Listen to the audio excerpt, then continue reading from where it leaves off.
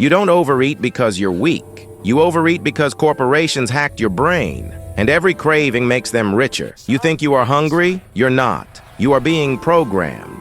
For 50 years, the food industry has been running a science experiment, and the test subject is you. They didn't just design these chips to taste good. They designed them to bypass your brain's stop signal. They hired mathematicians to calculate the exact crunch. They hired chemists to engineer the perfect addiction. And while you get sick, they get rich. This isn't just about calories. This is about a financial heist, targeting your biology. This is the Audit Files. Subscribe and follow the money. Act 1. The mathematics of craving.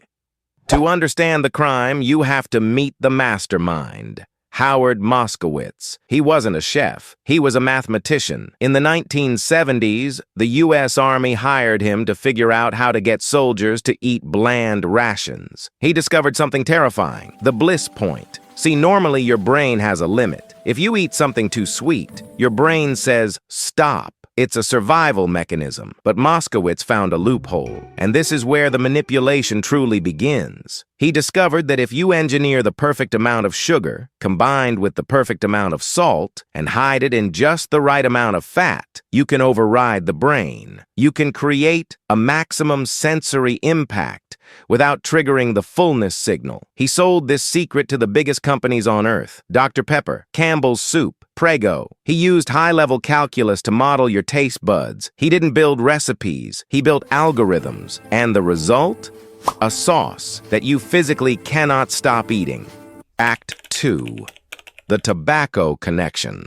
But here is the part they don't want you to know. This science wasn't invented in a kitchen. It was invented in a tobacco lab. In the 1980s, the biggest cigarette companies in the world, R.J., Reynolds, and Philip Morris, faced a crisis. People were quitting smoking. Their stock was tanking. They needed a new product that was legal, addictive, and consumable. So they bought the food. Philip Morris purchased General Foods and Kraft. R.J. Reynolds bought Nabisco. Overnight, the same executives who engineered nicotine addiction were now in charge of your children's lunchbox. And this was only phase 1 of the strategy. They didn't just bring money, they brought data. They took the exact marketing tactics used to sell cigarettes to teenagers and applied them to sugary drinks and processed snacks. They used MRI scanners to watch how your brain lights up. They weren't selling food anymore. They were selling a delivery system for dopamine. Act 3.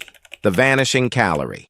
Once the tobacco giants took over, the technology got even scarier. Enter Vanishing Caloric Density. Look at a Cheeto. It melts the second it hits your tongue. To your brain, this is confusing. Because the food vanishes, your brain thinks you aren't eating anything. It tells your stomach, hey, we are still empty. Keep eating. This is the Cheeto Effect.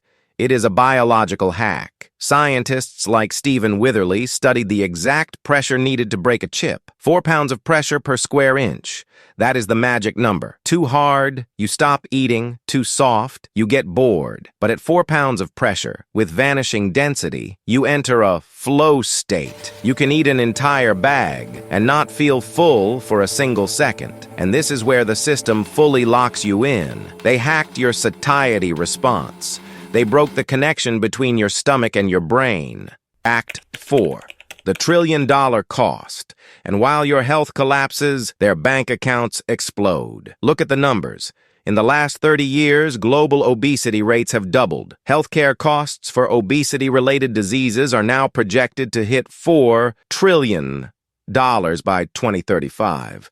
That is money coming out of your taxes, out of your insurance premiums. But look at their shareholders. While the world got sicker, companies like Coca-Cola and PepsiCo saw their value skyrocket. They are privatizing the profits and socializing the hospital bills. It is the perfect business model. They invent the disease, and then you pay for the treatment. This isn't just a health crisis, it is a financial heist on a global scale. So, next time you reach for that bag of chips, realize what is happening. You aren't making a choice. You are falling into a trap designed by mathematicians, funded by tobacco giants, and optimized for shareholder value. They hacked your brain to steal your money. The only way to win is to stop playing their game. This wasn't an accident. It was a business model. They hacked your brain to steal your money. This is the Audit Files. Subscribe and follow the money.